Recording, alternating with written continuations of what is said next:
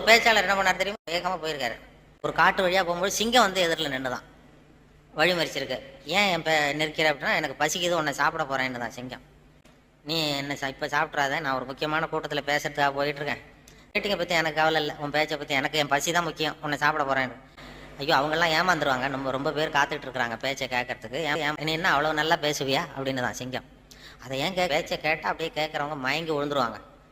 உடனே சிங்கம் சொல்லிச்சான், நீ இங்கேயே பேச, நான் மயங்கி விடறேன்னா பார்ப்போம் அப்படின்ட்டு. உடனே ஒரு ஆரம்பிச்சார், பெரியவர்களே தாய்மார்களே அப்படின்னார். சிங்கம் அப்படியே கரகரகரன்னு சுற்றி விழுந்துருது, கடிச்சிட்டு. இதுதான் நமக்கு தப்பிக்கிறதுக்கு சரியான நேரம். இந்த மயக்கம் தெளி எழுந்திரிச்சு ஓடி போகணும். நம்ம ஒரே ஓட்டமாக ஓடி போட்டார், மயங்கி விழுந்தது அப்படியே கிடக்கு.